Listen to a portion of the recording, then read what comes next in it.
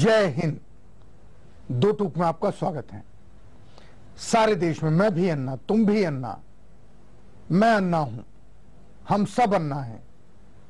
सारे देश से ये आवाज आ रही है, क्या पूरब, क्या पश्चिम, क्या उत्तर, क्या दक्षिण, कौन सा शहर, कौन सा कस्बा ऐसा है जहां अन्ना हजारे को लेकर के लोगों की आंखों में नई आशा नहीं जगी, मन में नया विश्वास नहीं जगा।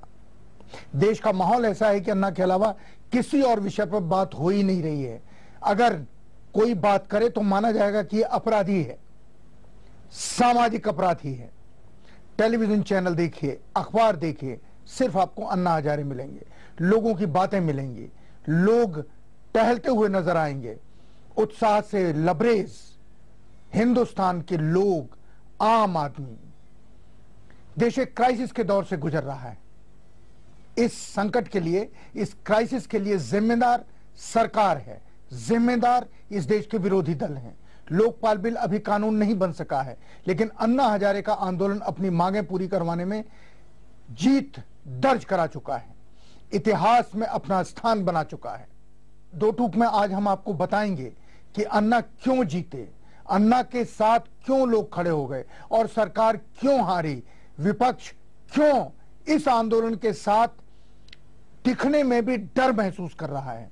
साथ ही हम आपको बताएंगे इस आंदोलन का देश की राजनीति पर क्या असर पड़ने वाला है। अन्ना का आंदोलन आजाद हिंदुस्तान का सबसे बड़ा आंदोलन बनकर उभरा है। जिस तरह से लोग अन्ना के समर्थन में सड़कों पर उतरे हैं, उसकी उम्मीद न तो अन्ना के टीम के लोगों को थी और न खुद अन्ना हजारे को। कुछ अहम सवाल हैं जिसे आज आपका समझना जरूरी है। जनता क्यों सड़क पर उतरी?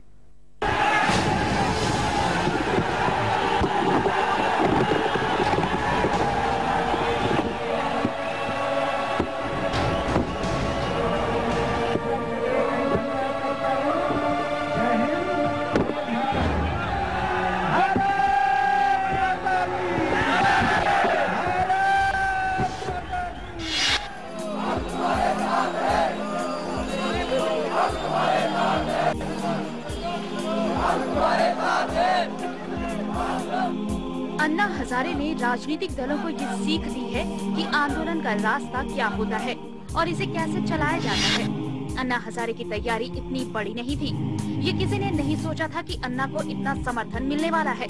लेकिन सरकार ने जैसे ही अन्ना को गिरफ्तार किया, पूरा देश अन्ना के साथ हो गया। सरकार ये सोच रही थी कि जिस तरह रामदेव का आंदोलन समाप्त हो गया, वैसे ही अन्ना के समर्थक अलग थलग पड़ जाएंगे, लोग अपने अपने घर चले जाएंगे। लेकिन अन्ना की सूझबूझ से पूरा मामला ही बदल गया।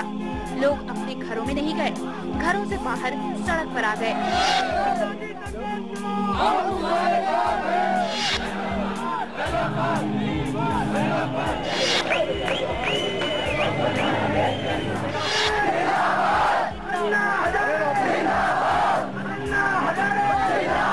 सरकार की हालत ये हो गई कि जिस अन्ना को पुलिस सवेरे गिरफ्तार कर ले गई, शाम होते ही वही पुलिस उन्हें बिना जमानत जेल से रिहा करने की विनती करती नजर आई। अन्ना ने इसके बाद मास्टर स्ट्रोक खेला। उन्होंने जेल से बाहर आने से ही मना कर दिया, जेल में ही अनशन पर बैठ गए। ऐसी स्थिति बन गई जिसमें सरकार के सामने आगे कुआं और पीछे खाई थी। 1923 में महात्मा गांधी ने भी यही किया था। गांधी जी को गिरफ्तार किया गया, लेकिन गांधी जी ने 1 रुपए की जमानत लेकर जेल से बाहर आने से मना कर दिया। मजबूरन जज को कहना पड़ा कि अगले निर्णय तक वो बिना जमानत ही गांधी जी को रिहा कर रहे हैं। 16 अगस्त को जब दिल्ली की सड़कों पर जनसैलाब उमड़ा, पूरे देश में जनता सड़क पर थी। तब सरकार अपने हठ पर कायम थी। सरकार जमीनी हकीकत का सही आकलन नहीं कर पाई। सड़कों पर जनता और संसद में एकजुट विपक्ष। सरकार के मंत्री, कांग्रेस में प्रवक्ताओं की बोलती बंद हो गई। शाम ढलते ढलते सरकार को समझ आ गया कि वो बुरी तरह से अन्ना के जाल में फंस चुकी थी। मजबूरन उन्हें रिहाई का आदेश देना पड़ा।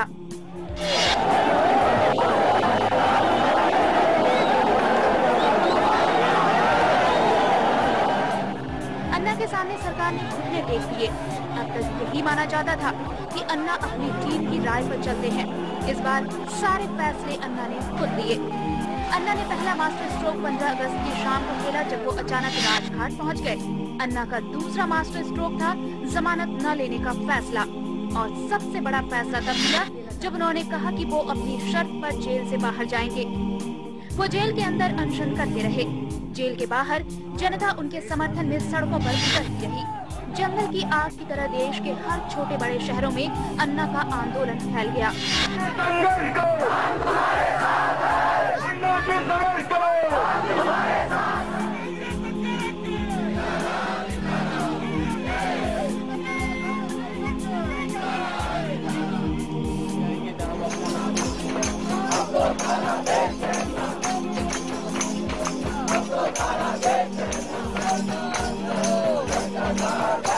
अन्ना लोकपाल बिल के संसद में पास होने के लिए आंदोलन कर रहे हैं। सरकारी लोकपाल बिल बनाम जन लोकपाल बिल का ताजा टकराव असल में प्रधानमंत्री के 16 फरवरी को दिए गए एक बयान को भी झुठलाता है। तब मनमोहन सिंह ने कहा था कि भारत में मिस्र की तरह कुछ नहीं हो सकता, क्योंकि यहाँ लोगों के पास सरकार बदलने का अधिकार है। लेकिन ऐसा कहते समय वे इतिहास को भूल गए थे। वे आपातकाल के विरोध में हुए जन आंदोलन को भी भूल गए कि कैसे वो आंदोलन धीरे धीरे पूरे देश में फैल गया था। तभी कारण महंगाई और भ्रष्टाचार ही थी। आज फिर वही हालात हैं, आज फिर वही महंगाई है, साथ में सारे रिकॉर्ड तोड़ता हुआ भ्रष्टाचार और घोटाला भी। हालात भले मिस्र जैसे ना हो, लेकिन भारत जैसे लोकतंत्र के लिए ये हालात मिस्र से कम ही नहीं है। आशा करिए कि हालात और खराब न हो। यूपीए सरकार के पास अन्ना के अनशन पर अब और अधिक गलतियां करने की गुंजाइश नहीं बची है। भले ही अन्ना के अनशन को संसद के लिए चुनौती बता रहे हैं, लेकिन उन्हें इस आंदोलन से मिल रहे संकेत को समझ लेना चाहिए। अगर वो नहीं समझेंगे तो अपने जीवन की सबसे बड़ी भूल करेंगे। आजादी के बाद से अन्ना अकेले ऐसे व्यक्ति हैं जिन्होंने सफल देशव्यापी जन आंदोलन खड़ा किया, जन उभार पैदा कर दिया। इस आंदोलन का तात्कालिक कारण अन्ना को तिहाड़ भेजना है, लेकिन क्या तिहाड़ भेजना ही लोगों के मन में गुस्सा पैदा कर गया? लोगों की नाराजगी दरअसल इस बात को लेकर है कि भ्रष्टाचार के दलदल में फंसे लोग एक ईमानदार आदमी को कैसे जेल भेजते देख सकते हैं। अन्ना की गिरफ्तारी के विरोध में हजारों लोग गिरफ्तारी देते हैं। 3 दिन तक जेल के गेट पर सैकड़ों हजारों लोग धरना देते हैं। पूरे देश में लोग जगह जगह प्रदर्शन कर रहे हैं। हमें यह समझना होगा कि इस आंदोलन की सबसे बड़ी वजह पिछले 20 सालों से लागू नव उदारवादी अर्थव्यवस्था है, जिससे देश की जनता परेशान हो गई है, त्रस्त हो गई है। अमीर पहले से कई गुना अधिक अमीर हो गए हैं और गरीब और भी ज्यादा गरीब हो गए हैं। मध्यवर्ग के लोग इस अर्थव्यवस्था में ऐसे फंसे हैं कि कड़ी मेहनत करने के बावजूद सुख चैन से जी ही नहीं पाते। वो अपने पूरे जीवन में एक घर नहीं बना सकते। युवाओं का हाल और भी खराब है। बेरोजगारी ने इनके सपने को चकनाचूर कर दिया है। शिक्षित युवाओं का भविष्य अंधकार में हो गया है। इन सब के ऊपर जब महंगाई की मार पड़ती है तो आम जनता की कमर टूट जाती है। इस आंदोलन में शामिल होने वाले लोगों की तादाद देखकर यही संकेत मिलता है कि हर आदमी वर्तमान व्यवस्था से परेशान है, और चूंकि व्यवस्था से परेशान है इसलिए सरकारों से भी परेशान है। एक ब्रेक लेते हैं। ब्रेक के बाद आपको बताएं कि कांग्रेस के किन गलतियों की वजह से सरकार को अन्ना के सामने झुकना पड़ा, घुटने टेकने पड़े।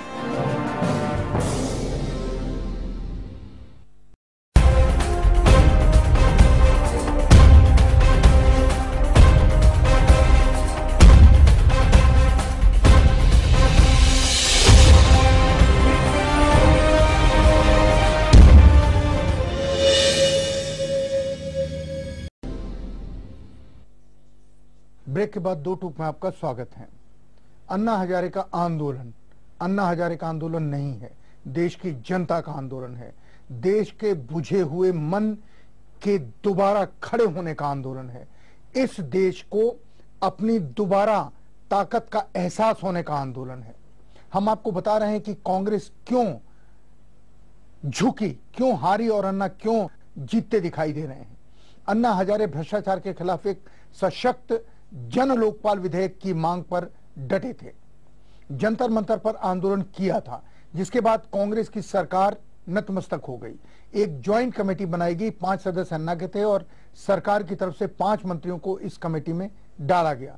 सिविल सोसाइटी के सदस्यों से लोकपाल कानून के मसले पर कई दौर की वार्ता की गई, लेकिन अन्ना की टीम के सदस्यों ने सरकार के सामने लोकपाल विधेयक का जो मसौदा पेश किया वो सरकार को मान्य नहीं था।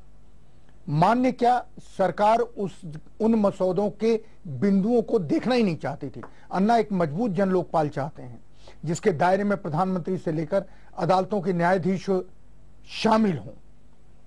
सरकार की दलील थी कि संवैधानिक रूप से उच्च पदों पर आसीन लोगों को इसके दायरे से बाहर रखा जाना चाहिए। सिविल सोसाइटी और सरकार के बीच फंसे इसी पेंच के वजह से दोनों पक्षों के बीच आपसी बातचीत बेनतीजा साबित हुई और अन्ना हजारे केंद्र सरकार पर वादा खिलाफी का आरोप लगा बैठे। 16 अगस्त से आमरण अनशन करने का उन्होंने ऐलान कर दिया। सरकार से गलती ये हो गई कि अन्ना से बातचीत करने की बजाय इस जिद पर सरकार अड़ गई कि टीम अन्ना को अब जो सुझाव देने हैं वो स्टैंडिंग कमेटी में जाकर दे।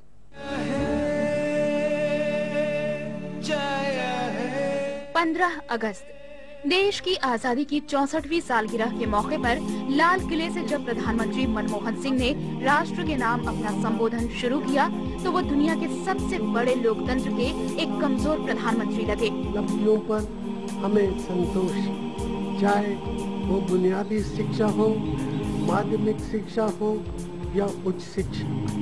उनके अंदर आत्मविश्वास की कमी स्वाभाविक थी, क्योंकि एक प्रधानमंत्री के रूप में मनमोहन सिंह ने देश की जनता को बेतहाशा महंगाई, भ्रष्टाचार पर अंकुश लगाने की काफी वायदे किए, लेकिन वो कभी भी जनता की कसौटी पर खरे नहीं उतरे। बाकी कसर अन्ना के रूप में शुरू हुई आंधी ने पूरी कर दी।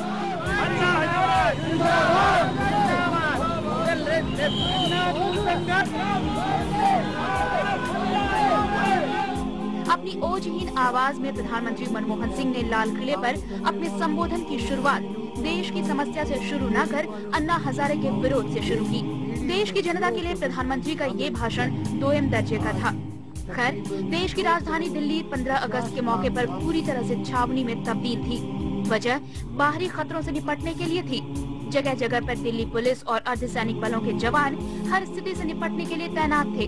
बहरहाल 15 अगस्त की रात शांतिपूर्वक बीत गई, लेकिन सरकार फिलहाल राहत ले पाती कि अगली सुबह अन्ना हजारे का प्रस्तावित अनशन शुरू हो गया।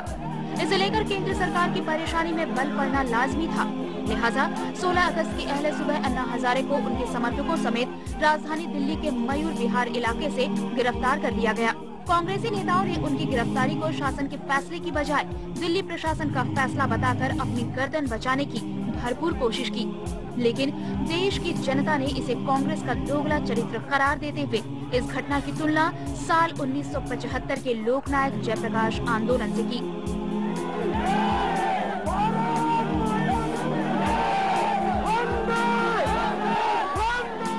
नतीजतन बड़ी संख्या में बच्चे, बूढ़े, छात्र, नौजवान और महिलाएं राजधानी दिल्ली की सड़कों पर निकल पड़ी। जनता के भीतर पैदा हुए इस स्वतः स्फूर्त आक्रोश को भांपते हुए दिल्ली पुलिस प्रशासन ने अन्ना की रिहाई के आदेश दे दिए, लेकिन अन्ना हजारे ने तिहाड़ जेल से निकलने से इनकार करते हुए वहीं से अपने अनशन की शुरुआत कर दी।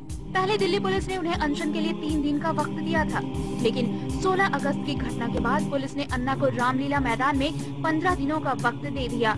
अन्ना की गिरफ्तारी के विरोध के स्वर संसद के लोकसभा और राज्यसभा में भी सुनाई दिए।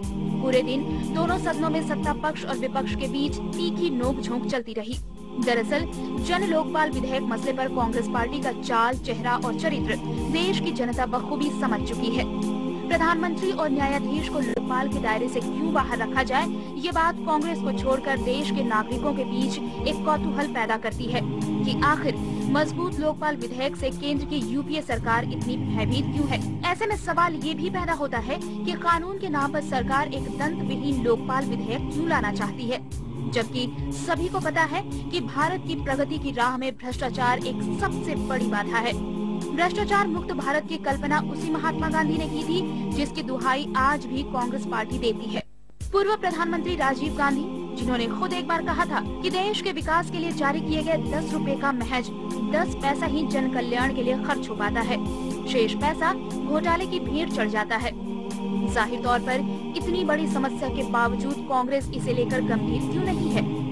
इसमें कोई शक नहीं कि 37 सालों बाद कांग्रेस पार्टी 2011 में अपनी वही गलती दोहरा रही है जो जयप्रकाश के जमाने में तत्कालीन प्रधानमंत्री इंदिरा गांधी ने दोहराई थी। आपातकाल के बाद हुए आम चुनाव में कांग्रेस का हश्र क्या हुआ, ये सभी को पता है। कहते हैं इतिहास खुद को दोहराता है। शायद मनमोहन सिंह जैसे धृतराष्ट्र सरीखे बेबस प्रधानमंत्री के नेतृत्व में अन्ना और जन लोकपाल के मसले पर कांग्रेस वही गलती दोहराने जा रही है। कांग्रेस को अपनी इस गलती की कितनी बड़ी कीमत चुकानी पड़ेगी, ये तो आने वाला समय ही बताएगा। लेकिन इतना तो तय है कि इस आंदोलन के बाद देश में सामाजिक और राजनीतिक स्तर पर काफी उलटफेर देखने को मिलेंगे। जब देश में जयप्रकाश नारायण का आंदोलन, लोकनायक जयप्रकाश का आंदोलन उभार पे था, छात्र आंदोलन, युवा आंदोलन, उस समय इंदिरा जी ने जयप्रकाश जी के साथ मोर्चा लिया, लोहा ले लिया और इंदिरा जी ने एक मशहूर बयान दिया कि जो लोग अमीरों के गेस्ट हाउस में रहते हैं उन्हें भ्रष्टाचार के खिलाफ बोलने का क्या हक है। चंद्रशेखर जी उस समय कांग्रेस वर्किंग कमेटी के सदस्य थे। चंद्रशेखर जी इंदिरा जी के पास गए और उन्होंने इंदिरा जी से कहा, इंदिरा जी मैं एक निवेदन आपसे करने आया हूं। इंदिरा जी ने पूछा, बोलो चंद्रशेखर क्या कहना है तुमको। चंद्रशेखर जी ने कहा कि इंदिरा जी, जब राजा को किसी फकीर से बात करनी हो तो आंख झुका के बात करनी चाहिए। जयप्रकाश जी फकीर हैं, उनसे लड़िए मत। अगर आप लड़ेंगी शायद आपको हारना पड़ेगा। इंदिरा जी खामोश हो गई, लेकिन चेहरा उनका तमतमा गया। इतिहास ने साबित किया कि चंद्रशेखर की बात सही थी। हमारा इतिहास उदाहरणों से भरा पड़ा है। कभी कोई फकीर किसी बादशाह, किसी राजा के दरबार में नहीं गया। राजा और फकीर में जब झगड़ा हुआ इस मुल्क में, राजा की हार हुई, फकीर की जीत हुई। और यही आज हम देखने जा रहे हैं। यही नतीजा इतिहास इस बार भी हमें दिखाएगा। कांग्रेस और सरकार को यह समझना चाहिए कि दुनिया की कोई भी ताकत इतने सारे लोगों को सड़क पर खड़ा नहीं कर सकती। लोग अपनी ताकत को पहचानने की प्रक्रिया में हैं, अपने भविष्य को लेकर के चिंतित हैं। जब जेपी आंदोलन हुआ था तब भी कांग्रेस पार्टी की तरफ से यही दलील दी गई थी कि जयप्रकाश नारायण के आंदोलन के पीछे किसी विदेशी ताकत का हाथ है। सरकार जनता के मूड को उस समय भी नहीं समझ पाई, सरकार जनता के मूड को आज भी नहीं समझ पा रही है।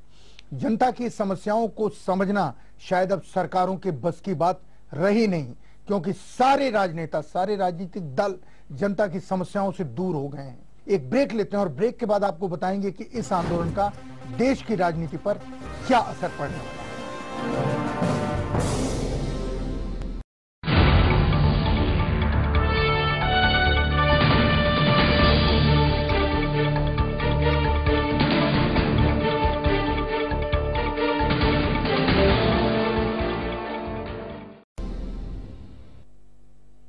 ब्रेक के बाद दो टूक में आपका स्वागत है।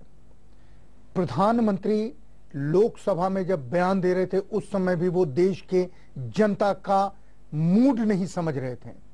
जिस देश के वो प्रधानमंत्री हैं उस देश के लोगों के मन का दर्द नहीं समझ रहे थे।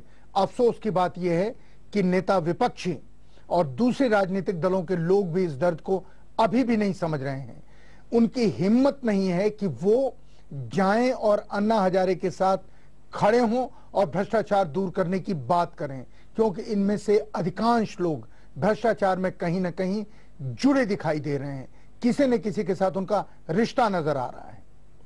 यह आंदोलन सिर्फ सरकार के ऊपर और विपक्ष के ऊपर दबाव नहीं डाल रहा है, यह आंदोलन मीडिया के ऊपर भी दबाव डाल रहा है। हमारा मीडिया जिसने इस देश की जनता को भटकाने की हर चंद कोशिश की, लेकिन जनता के दबाव ने उन सारे लोगों की भाषा बदल दी जो कल तक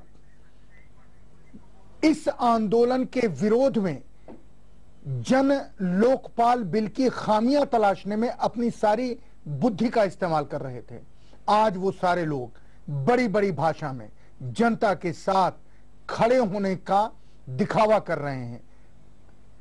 खुदा करे उनका ये दिखावा सच्चाई में तब्दील हो जाए। एक बात और, सारे देश से लोग दिल्ली की तरफ चलने की योजना बना रहे हैं। दिल्ली कूच अगर जनता ने कर दिया, अन्ना हजारे का आंदोलन तिहाड़ जेल में पहला केंद्र उस आंदोलन का बना और दूसरा केंद्र रामलीला मैदान बनने जा रहा है। अगर सारे देश से लोग टोलियां बना करके रामलीला मैदान की तरफ, दिल्ली के रामलीला मैदान की तरफ अन्ना हजारे के समर्थन में भ्रष्टाचार के खिलाफ चल पड़े तो क्या होगा? सरकार को इसे अभी समझना चाहिए। भ्रष्ट राजनीतिकों, भ्रष्ट राजनीतिज्ञों को, भ्रष्ट राजनीतिक दलों को और भ्रष्ट सरकारों को खुदा हाफिज और आखिरी सलाम कहने का वक्त आ गया है। वक्त इसलिए आ गया है क्योंकि जनता का इस तरह का उभार कभी कभी होता है। इस उभार में थोड़ी सी झलक मिस्र में तहरीर चौक की झलक नजर आती है। लोगों के मन में गुस्सा इस कदर है कि लोग किसी को सुनना नहीं चाहते। ले आइए टैंक, ले आइए बंदूक, ले आइए गोली। हजारों सीने उस गोली को खाने के लिए तैयार हैं। सरकार से अनुरोध है, अभी भी वक्त है। राजनीतिक दलों से अनुरोध है कि अभी भी वक्त है। आप अपने को न केवल सुधारें बल्कि जल्दी से जल्दी इस देश की किस्मत को बदलने वाले कदमों का ऐलान करें। इस देश का मजदूर, इस देश का किसान, इस देश का विद्यार्थी, इस देश का दलित, इस देश का अल्पसंख्यक वर्गों के रूप में भी इस आंदोलन में शामिल हो सकता है। मुझे इसमें कोई दो राय नहीं। और मैं ये अपील करता हूं कि अगर आपके मन में इस आंदोलन को लेकर के, इस देश की समस्याओं को लेकर के दर्द है तो आप अपना समर्थन इस आंदोलन को न केवल दीजिए बल्कि सारे देश से दिल्ली की तरफ चल पड़िए। मैं राजनीतिज्ञों को, इस सरकार को और राज्यों के दूसरी पार्टियों की सरकारों को एक चीज कहना चाहता हूं, लोगों को इतना मत दबाइए, लोगों को इतना मत विवश कीजिए कि इस संसद को भंग करने की मांग जनता अपने आप उठाने लगे। अगर अन्ना हजारे का अनशन 7 दिन और चल गया तो इस संसद को, जो संसद लोगों की भावनाओं का प्रतिनिधित्व नहीं करती, जो संसद इररिलेवेंट हो चुकी है, उस संसद को भंग करने की मांग इस देश की जनता, इस देश के वो लोग जो देश से प्यार करते हैं उठा देंगे। और तब इस सरकार और राजनीतिक दलों के हाथ में कुछ नहीं रह जाएगा सिवाय हाथ मलने के। आज अन्ना हजारे को जय हिंद कहते हैं। एक बार फिर से आप सब बोलिए अन्ना हजारे को जय हिंद। कैसा लगा आपको हमारा ये कार्यक्रम? आप अपनी राय दे सकते हैं feedback.dotuk@gmail.com पर।